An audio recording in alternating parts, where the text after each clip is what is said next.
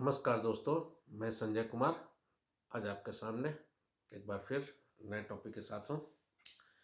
और आज का मेरा टॉपिक है बद्रीनाथ धाम यात्रा का एक आध्यात्मिक अनुभव। मित्रों, इस यात्रा संदर्भ में मैं जो भी बात अभी आपको बताने जा रहा हूँ या अपना अनुभव को मैं शेयर करने जा रहा हूँ, इसमें हम एक बात बताते हैं कि यह यात्रा एक संजोग था मेरे लिए। क्योंकि मैं जब निकला था तो मेरे पूरे प्लान में सिर्फ केदारनाथ धाम था। केदारनाथ धाम से जब मैं नीचे आया तो गौरीकुंड में खाना खाने के बाद मैं अपना बस पकड़ने के लिए निकला तो करीब 12 बज चुके थे। तो वहाँ हरिद्वार जाने के लिए कोई बस था नहीं। एक बस था जो बद्रीनाथ के लिए था, क्योंकि वो 2:30-3 बजे खुलने वाला था। तो हम पता किए और फिर उसी समय हम डिसीजन लिए कि भाई कि हमारे पास टाइम है अभी एक दिन का, तो हम चलते हैं बद्रीनाथ। और फिर हम वहाँ से बद्रीधाम के लिए चल पड़े। और इसी तरह वहाँ से कुछ दूर पर है भारत का प्रथम गांव माना। वहाँ जाने के लिए जब टैक्सी पकड़ा मैं तो उसी समय बिहार के 5-6 नौजवान जो बद्रीनाथ गए हुए थे अपने घूमने के लिए, उसमें से एक यूट्यूबर भी थे, तो उन लोगों के साथ मेरी मुलाकात हो गई। और उसके बाद माना गांव और जो सरस्वती नदी और जो केशव प्रयाग है जहाँ अलकनंदा और सरस्वती नदी मिलती है, उन सब चीज़ों का बहुत अच्छा ढंग से हम घूमे, उन लोगों के साथ एंजॉय किए। तो यह एक संयोग है। और आदमी जब निकलता है तभी इस तरह के संयोग बनते हैं। अगर आदमी हमेशा सोचे कि हम घर में ही बैठे रहें और हमारे साथ कुछ संयोग घटित हो, तो घर में बैठे बैठे कोई संयोग घटित नहीं होता, उसके लिए आपको बाहर निकलना ही पड़ता है। खैर, चले हम अपने टॉपिक की तरफ। तो मैं जब बद्रीनाथ पहुंचा तो बद्रीनाथ धाम मोटरेबल है। आप अपनी गाड़ी से या बस से बद्रीनाथ धाम तक जा सकते हैं। हाँ, यह बात अलग है कि इसका रास्ता बड़ा ही खतरनाक है, क्योंकि रास्ते भर हम देखें कि बहुत जगह था कि रोड जो है पूरी तरह धंस चुका था और एक तरफ पहाड़ है, दूसरी तरफ खाई है, तो वो हम लोग देख ही रहे थे।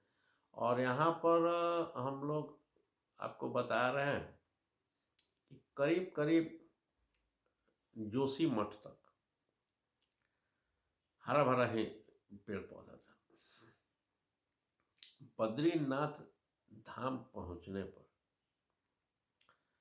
वहां पर कोई पेड़ पौधा नहीं था।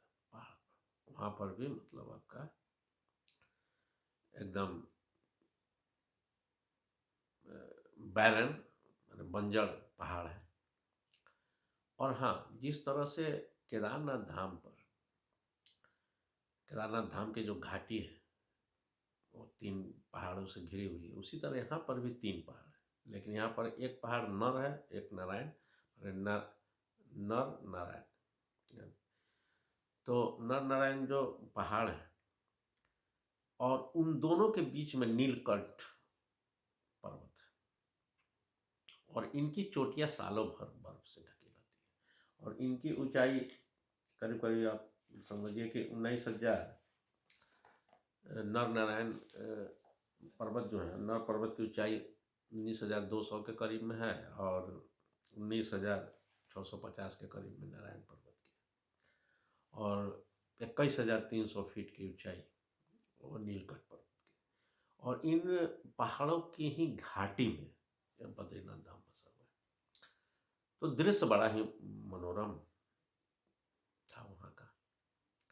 और यहाँ की भी एक खूबसूरती जो कि हम देखे थे आपको केदारनाथ में, कि केदारनाथ में गौरी कुंड जो था, वो एक गर्म पानी का स्रोत था, जहाँ से स्नान करके लोग चढ़ाई करते थे और वहाँ केदारनाथ धाम पहुँचते थे, जहाँ मंदाकिनी नदी निकलती। तो लेकिन यहाँ पर क्या हमने देखा कि अलकनंदा नदी के किनारे बसा हुआ है।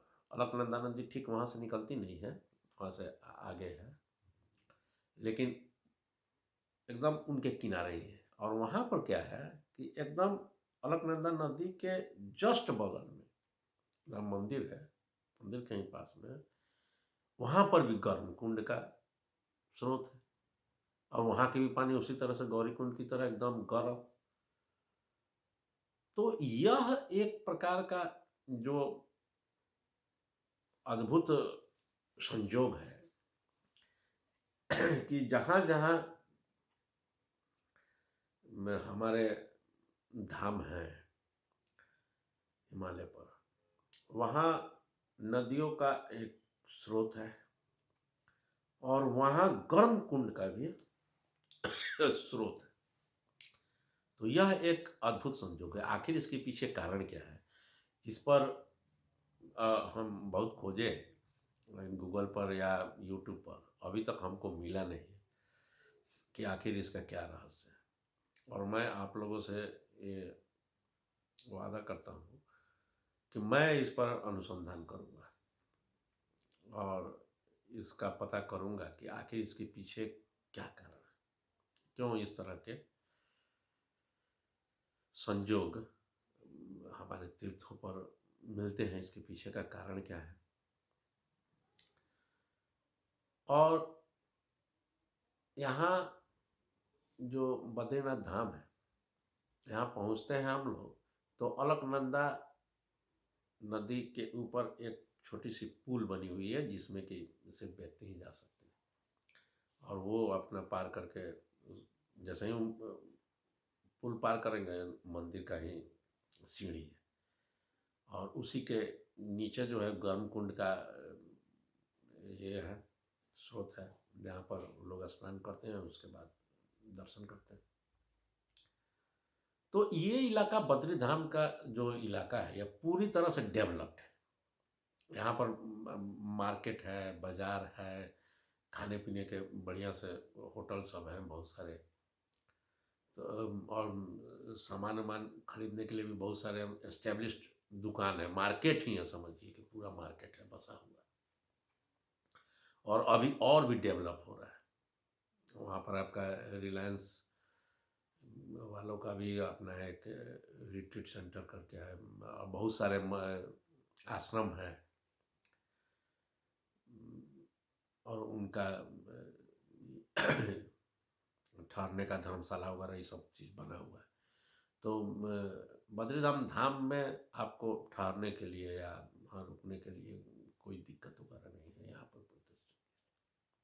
हाँ, लेकिन वो चीज़ जो केदारनाथ में मैंने महसूस किया था कि वहाँ पर पहुँचने पर एक अजब प्रकार की एक शांति जो महसूस हुई थी, वो शांति और वो दिव्यता मुझे बद्रीनाथ में माने मुझे नहीं अनुभव हुआ। कारण जो भी रहा, और वहाँ से मैं सुबह में गया था वहाँ पर दर्शन करने और वहाँ से मैं वापस आया, खाना खा के और आराम किया और आराम करने के बाद में मैं निकला। आराम क्या, आधा घंटा थोड़ा सा रेस्ट किया उसके बाद और उसके बाद वही माना गाँव हमको जाना था।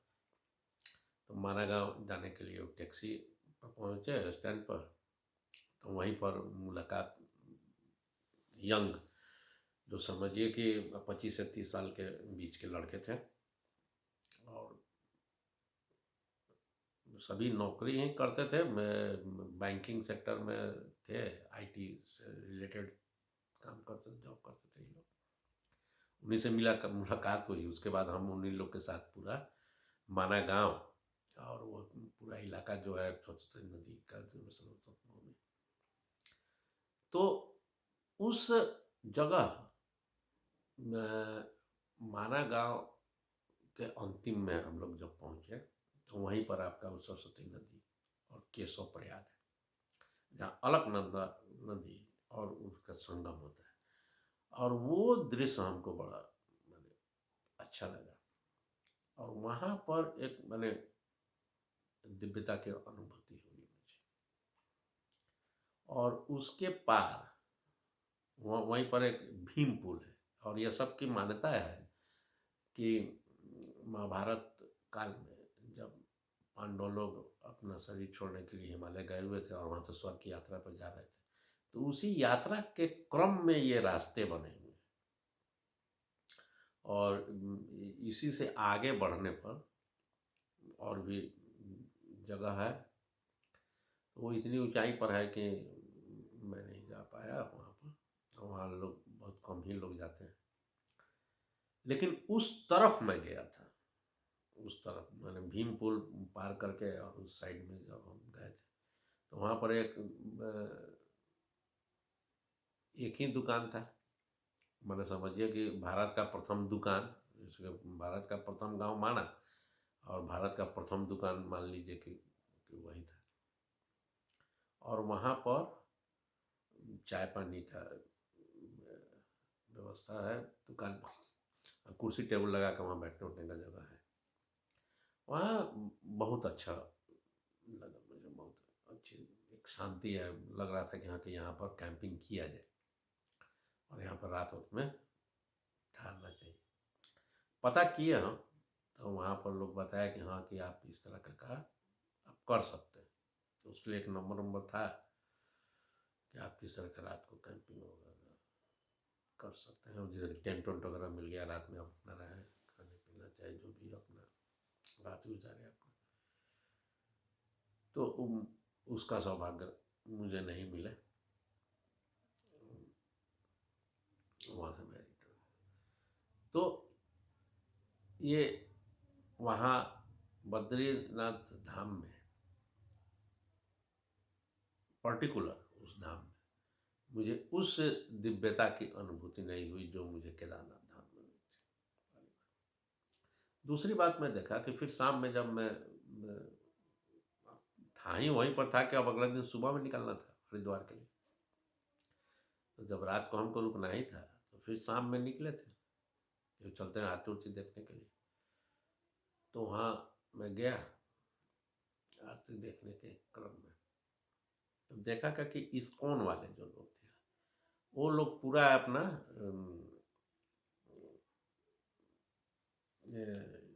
कृष्ण सुभद्रा और उनके जो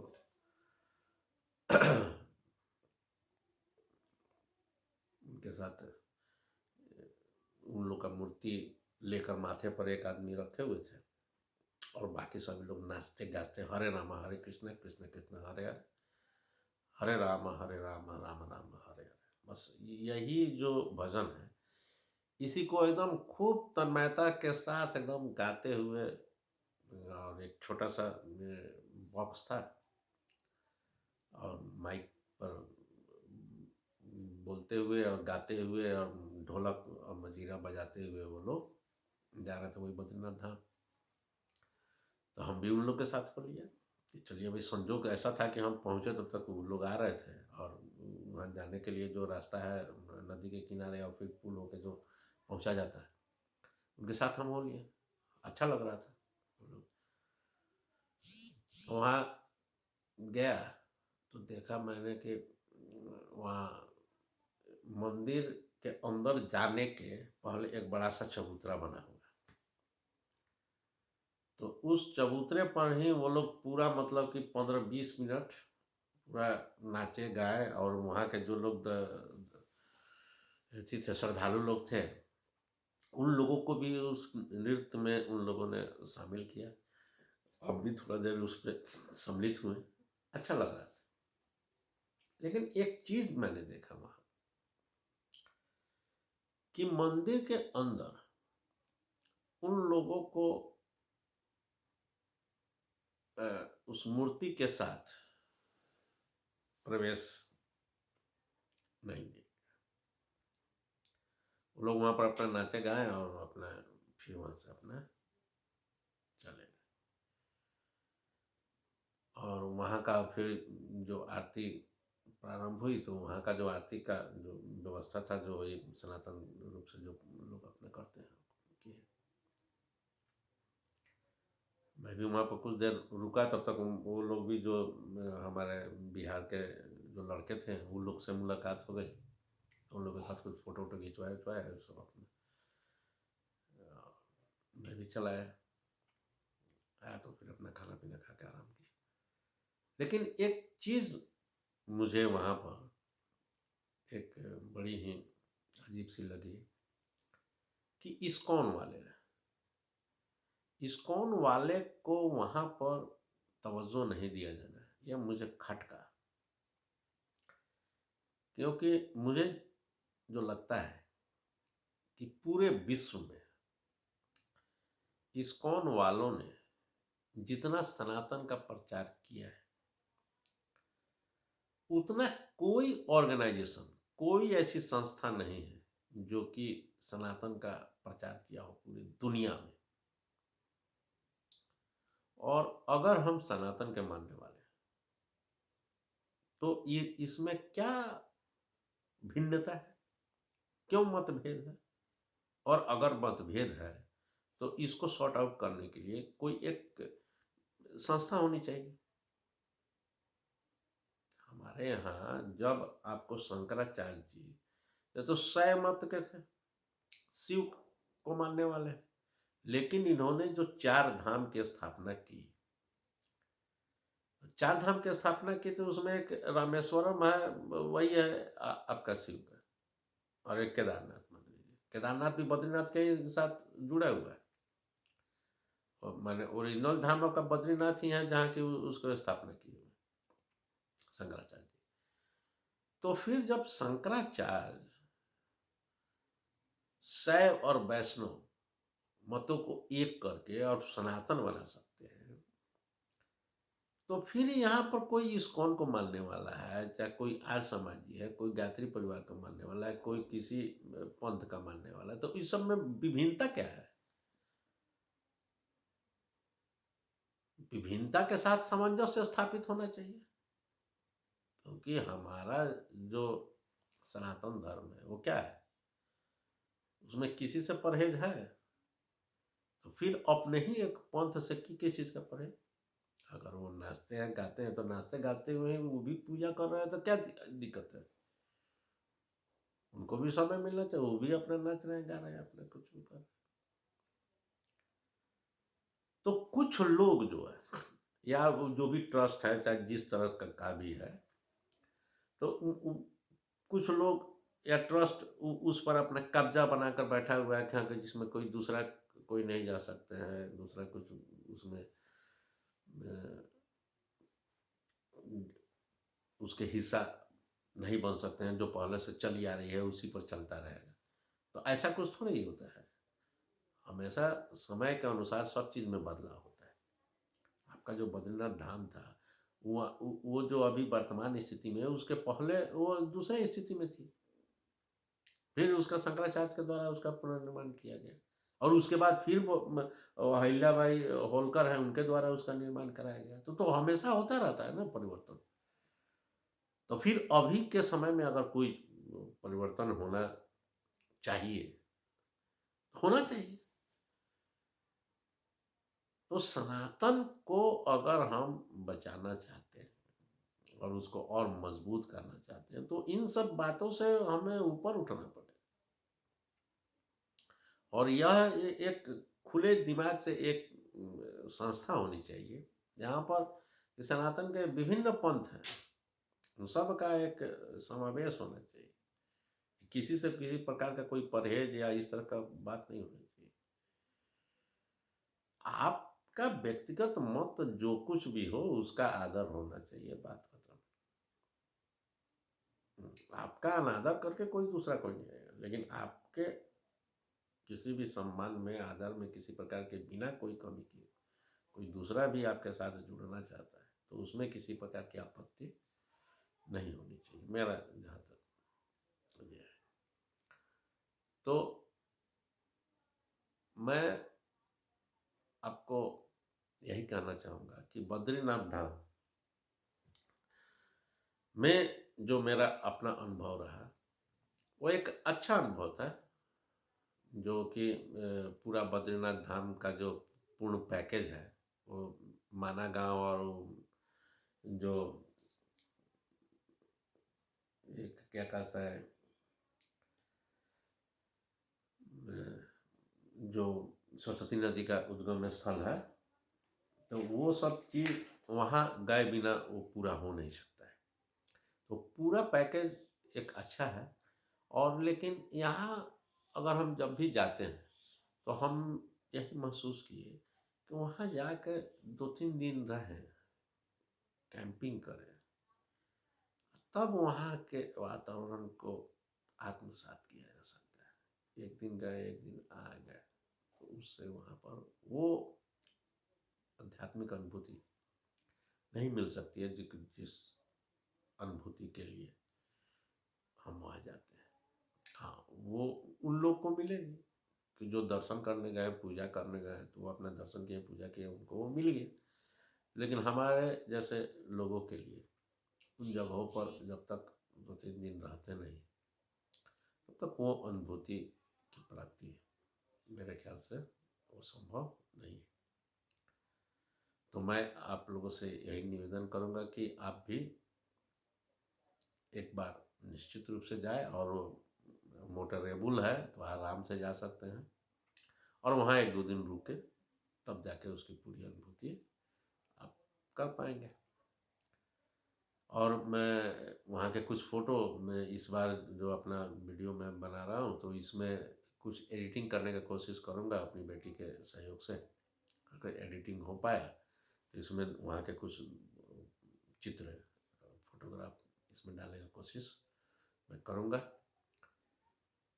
तो आज मैं अपने वीडियो को यहीं विराम देता हूँ, और मेरे चैनल को आप लोग सब्सक्राइब करें, और मेरा वीडियो ठीक लग रहा है तो इसे लाइक करें, शेयर करें। फिर मिलते हैं अगले वीडियो में। नमस्कार। बद्री धाम का शाम के समय का मनोरंजन